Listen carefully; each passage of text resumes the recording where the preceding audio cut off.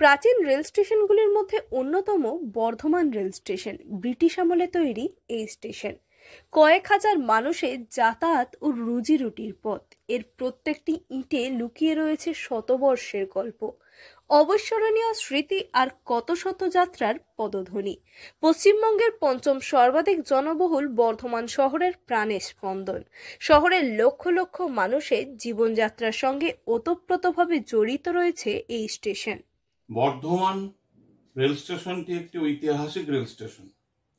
তার কারণ, পশ্চিমবঙ্গের যে সর্বপ্রাচীন রেল স্টেশনগুলি রয়েছে তার মধ্যে বর্ধমান রেল স্টেশন একটি।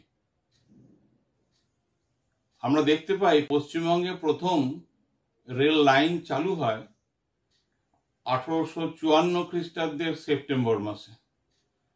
হাওড়া থেকে পান্ডুয়া পর্যন্ত প্রথম রেল চালু হয় এবং তার কয়েক মাস পরেই 1855 সালের 3রা ফেব্রুয়ারি নতুন লাইন চালু হয়। লাইন পাতা হয়েছিল রানীগঞ্জ পর্যন্ত, কিন্তু ট্রেনটা এই দিন চলে হাওড়া থেকে বর্ধমান পর্যন্ত। 1854 সালে প্রথম রেল পরিষেবা চালু হয় পশ্চিমবঙ্গে। প্রথম রেলের চাকা গড়ায় হাওড়া থেকে পান্ডুয়া পর্যন্ত। ঠিক তারপরেই 1855 সাল, অর্থাৎ আজ থেকে প্রায় 170 বছর আগে রেল পরিষেবা চালু হয় বর্ধমানে। ইতিহাস ঘাটলে জানা যায় হাওড়া থেকে রানীগঞ্জ পর্যন্ত লাইন পাতা হলেও প্রথম দিন বর্ধমান পর্যন্ত ট্রেন আসে। প্রায় 3 ঘন্টা 10 মিনিট সময় নিয়ে হাওড়া থেকে ট্রেন এসে পৌঁছায় বর্ধমানে। চারিদিকে তখন সাজো সাজো রব।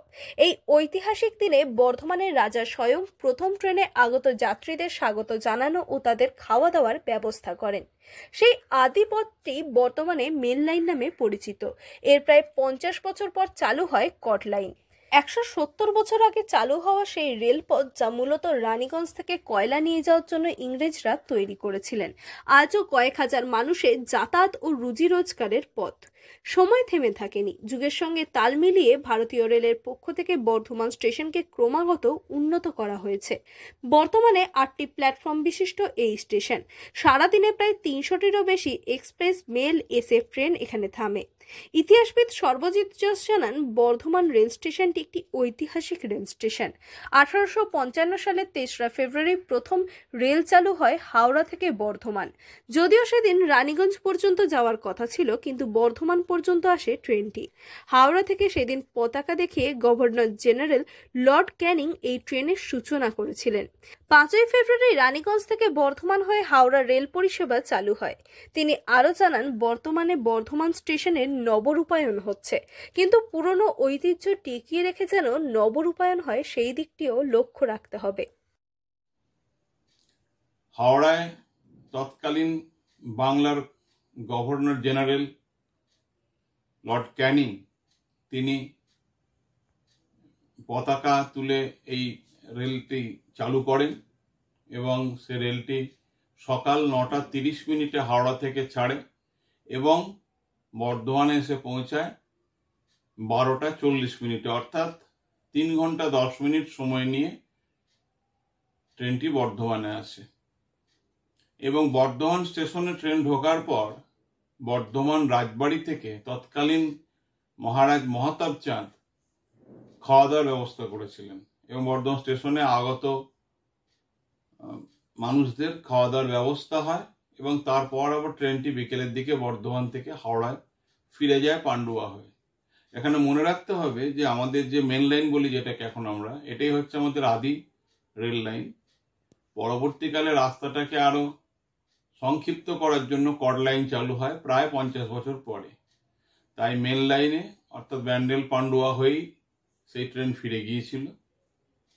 এর ঠিক 2 দিন পরে অর্থাৎ 5ই ফেব্রুয়ারি রানীগঞ্জ থেকে হাওড়া রেল চালু হয়ে যায়। মূল উদ্দেশ্য ছিল রানীগঞ্জ থেকে কয়লা নিয়ে যাওয়া। যাই হোক, পরবর্তীকালে আবার এই রেলই কিন্তু আবার সিপাহী বিদ্রোহ দমনের ক্ষেত্রে একটা ভূমিকা গ্রহণ করেছিল, সেই ইতিহাস আলাদা।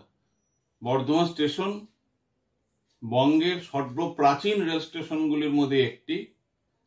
হাওড়া এবং পান্ডুয়ার পরেই বর্ধমান স্টেশনের স্থান। তাই সেই প্রাচীন স্টেশনটি অবশ্য নবরূপায়ণ হচ্ছে আমরা জানি, যেহেতু এটি একটি ঐতিহাসিক রেল স্টেশন এবং একটি হেরিটেজ রেল স্টেশন বলা যায়, তাই সেই স্টেশনটির যদি সংস্কার হয় সেক্ষেত্রে যেন একটু হেরিটেজ রীতিনীতি মেনে করা হয়, এটা আবেদন থাকবে। এবং বর্ধমান স্টেশনের ইতিহাস যেমন অতি প্রাচীন, তেমন তার ঐতিহ্য ছড়িয়ে পড়ুক চারিদিকে, এটাই আমরা চাই। প্রাচীন রেল স্টেশনগুলির মধ্যে অন্যতম এই বর্ধমান স্টেশন। এটি কেবল যাত্রীদের ওঠানামার কেন্দ্র নয়, এটি ব্রিটিশ আমলের স্থাপত্য ও ইতিহাসের এক সাক্ষী। পূর্ব বর্ধমান থেকে সায়নী সরকারের রিপোর্ট, লোকাল 18 বাংলা।